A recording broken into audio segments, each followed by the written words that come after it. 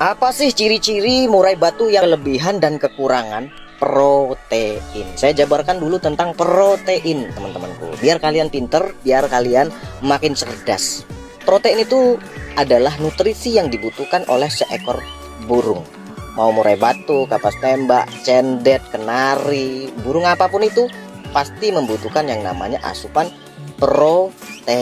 Bahkan bukan cuman burung, kita pun membutuhkan asupan yang namanya protein. Itu ya teman-temanku ya. Nah ini kemarin banyak juga tuh yang komentar, mana ada murai batu kelebihan protein. Jangankan murai batu, kita pun bisa kelebihan protein teman-temanku. Bahkan sampai berkomentar yang lebih lucu lagi, kalau pelit sama jangkrik nggak usah ngingu murai batu. Murai batu tuh jor jangkriknya, jor cacingnya, jor kerutunya. Lah. Iya dia enak ya teman-temanku ya. Dia punya umbaran panjang. Lah teman-teman yang lain, jangankan umbaran, keramba saja kadang nggak punya. Nah ini sakit pala saya. Keramba aja nggak mau belilah teman-temanku. Biar dia nyaman, biar dia itu mandinya enak. Bikinin lah umbaran, walaupun kecil, walaupun pendek. Bikinlah supaya dia bisa terbang ke sana kemari, membakar kalori kan gitu. Jangan sampai menumpuk di dalam tubuh si murai batu kita. Karena rata-rata yang kalian rawat adalah murai batu tangkaran teman-temanku. Ya kan? Nah, jadi belilah, persiapkanlah untuk melatih dia teman-temanku. Jadi protein adalah salah satu nutrisi yang dibutuhkan oleh seekor burung. Didapat dari mana protein itu? Yang pertama didapat dari por, yang kedua didapat dari ekstra puding yang kita berikan. Makanya kalau kalian beli por, baca di kemasannya berapa kandungan proteinnya, kadar airnya berapa persen di situ. Jadi jangan cuman beli-beli saja. Bahan-bahannya apa saja, karena por itu ada yang sifatnya panas, ada yang sifatnya dingin teman-temanku. Seperti por rumput laut, hijau rumput laut, ya kan? Kandungan protein 19% itu sifatnya dingin, adem-adem gitu. Nah, kalau por dengan kandungan telur plus madu, ini menandakan kalau sifatnya panas. Yang namanya madu tuh sifatnya panas. Telur itu kuningnya itu sifatnya panas teman-temanku. Jadi jangan cuman kalian beli-beli saja, jangan.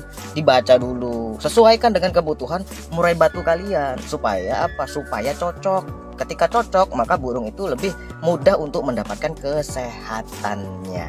Ya kan? Harus pinter kita tuh. Jangan cuman main kasih-kasih saja. Ketika burung itu mencret bermasalah, kita bingung akhirnya. Kenapa? Karena kita nggak baca kandungannya apa saja di situ. Ya kan?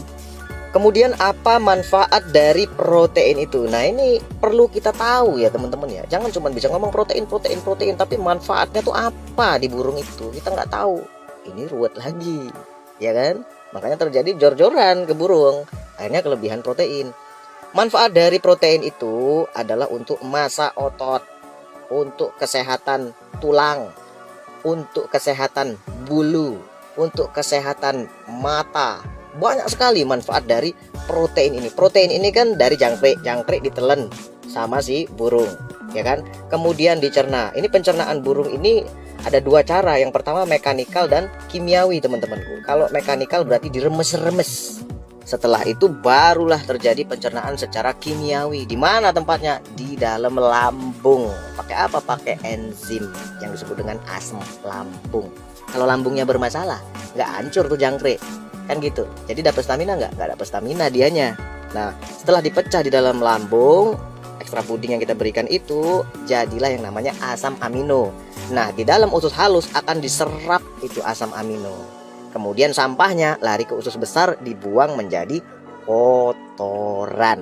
Nah, jadi banyak sekali manfaat dari protein ini untuk otot, untuk bulu, untuk kulit, untuk mata, untuk perbaikan sel-sel tubuhnya, untuk pembentukan sel-sel baru, untuk tumbuh kembang, untuk apa tuh namanya, mempercepat penyembuhan misalnya luka kan gitu. Dari sini pun sudah kebayang kalau burung yang kelebihan protein itu seperti apa teman-teman. Ciri-ciri murai batu yang kelebihan protein yang pertama adalah dia mengalami yang namanya obesitas alias kegemukan. Pasti kalian gak asing dengan yang namanya kegemukan. Kelihatan kok murai batu itu kegemukan atau tidak tuh kelihatan teman-temanku.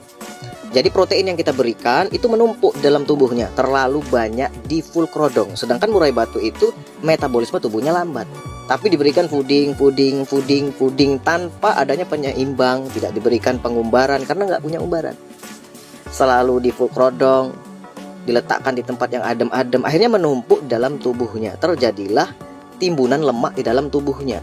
Nah, ketika burung murai batu kita mengalami yang namanya obesitas, maka energi, stamina tidak didapatkan, teman-temanku. Ya gimana? Badannya berat, ketika masuk umbaran, terbangnya susah sekali, teman-temanku. Pasti ada kan teman-teman yang baru beli misalnya, kemudian diumbar, wah susah sekali, terbang saja susah. Ternyata apa? Dirawat dari trotolan, kebanyakan full krodong, kebanyakan fooding. Jadi banyakan tuh tidur terus, badannya gembor, teman-temanku. Ya kan? Kalau turun dari tangkringan ke tangkringan, dari pindah tangkringan ke tangkringan tuh kelihatan sekali kalau badannya itu berat. Makanya perhatiin kan gitu. Jadi ketika dia sudah mengalami obesitas, nggak dapat stamina dia, karena penumpukan lemak di dalam tubuhnya. Diumbar-umbar itu burung, kurangi pudingnya, diberikan penjemuran pagi, ya kan. Jangan terlalu sering di full krodong dulu supaya dia pulih. Kemudian kelebihan protein yang berikutnya adalah bulunya berkilau, teman-temanku. Berkilau, tapi burung ini tingkah lakunya negatif. Bulu bagus, tapi tingkah lakunya negatif, ya kan. Nggak jelek, bagus, berkilau, tapi ya itu tingkah lakunya negatif. Ada yang nakal, ada yang kanibal, ada yang nggak mau narung, hilang fighternya, jadi terlalu jinak. Ada juga yang nggak mabung-mabung setahun, tapi bulu tuh masih bagus saja. Kenapa bisa seperti itu? Karena kelebihan protein di dalam tubuhnya. Kemudian ciri-ciri murai batu yang kelebihan protein berikutnya adalah burungnya itu selalu terlihat lemes. Padahal kita berikan fooding yang banyak, jangkrik banyak, kroto banyak, ulet Hongkong juga iya, ulet Jerman juga dikasih, ulet bambu juga dikasih. Untung aja nggak dikasih ular kobra. Burung itu selalu terlihat lemes terus, teman-temanku. Mau kita kasih ini, kasih itu, tetap jadinya lemes saja. Kaki diangkat satu, bulu ngembang, bulu kapas sering keluar. Nah ini karena kelebihan proteinnya. Makin kalian jor-jor puding, makin lemes, teman-temanku. Kenapa bisa seperti itu? Karena protein udah menumpuk di dalam tubuhnya, jadinya lemes, tidak mendapatkan stamina. Ada kan teman-teman yang mengalami murai batunya seperti ini? Nah, kemarin saya bahas tentang nol fooding, terus banyak sekali yang berkomentar, ya kan? Wah, terima kasih Mas Eko, murai batuku biasanya tak kasih jangkrik 10 pagi 10 sore, lemes, ya kan, males-malesan, ngangkat kaki satu, ngembangin bulu. Nyimak konten Mas Eko, pembahasan nol fooding, diterapin, ternyata berubah murainya, jadi lebih semangat, rajin berkicau, murai batu gacor, murai batu bongkar materi, ya kan. Kenapa bisa seperti itu? Karena kandungan protein yang di dalam tubuhnya sudah berlebihan, teman-temanku. Bukan mengada-ada, ini fakta realita, teman-temanku, ini ilmiah, kan gitu. Kemudian kelebihan protein yang berikutnya adalah mood murai batu kita jadi nggak bagus. Kadang dia pemarah. Ini ada nih murai batu yang fighternya tinggi, kemudian kelebihan protein di dalam tubuhnya, parah sekali moodnya. Gampang marah, nggak mau bunyi, maunya kelahi aja. Ada yang kanibal, ada yang narik-narik ekornya, pernak-pernik sangkar dipatukin, karpet juga diantem sama dia. Ketika dia bertemu dengan murai batu lain, ngejar-ngejar nggak karuan. Bulunya bagus, teman-temanku, ya kan. Bulu bagus, kapan pindah ke tangkringan, ke tangkringan satu dan yang lainnya itu kayak lemes gitu, ya kan. Ngejar-ngejar, ganas dia. Ada juga yang fighternya tuh rendah, jadi pengecut, jadi penakut kayak burung bahan. Padahal burung di tangan tuannya itu sudah beberapa tahun, beberapa kali mabung. Karena kelebihan asupan protein, fighternya rendah, jadi ya itu, mentalnya terganggu, teman-temanku, moodnya buruk. Nah, gacor di rumah, ini kan ada nih teman-teman yang begini, gacor di rumah, udah bongkar-bongkar materi di rumah. Wah, ini bagus murai batu ini, bawa ke lapangan, sampai lapangan langsung seperti burung bahan, giras, seperti burung pengecut. Ya moodnya rusak, moodnya nggak bagus, perubahan suasana hatinya itu terlalu cepat. Ya kan, enak kalau bagus, perubahan suasana hatinya tuh jadi bagus. Ini jadi nggak bener, teman-temanku. Kalau dia ganas akan terlalu ganas, kalau dia pengecut akan jadi semakin pengecut, kalau dia giras tambah giras, kalau dia jinak tambah jinak. Nah ini perubahan mood yang nggak bagus. Kenapa bisa seperti itu? Karena kelebihan kandungan protein di dalam tubuhnya, ya kan. Kemudian kalau dari kotorannya, murai batu yang kelebihan protein akan sangat mudah sekali dikenali. Dari mana? Dari bau yang tidak sedap. sedap teman-temanku. Kalau murai batu atau burung-burung yang lain, kotoran burung lah, rata-rata kotorannya tidak terlalu bau teman-teman. Ada baunya tapi tidak menyengat, ya kan? Beda dengan ayam. Bau kotoran burung itu tidak terlalu menyengat. Ada baunya tapi tidak menyengat. Ketika dia kelebihan asupan protein, kalau kalian pakai pur dengan kadar protein tinggi, kemudian ekstra pudingnya juga tinggi, maka baunya akan asam sekali teman-teman.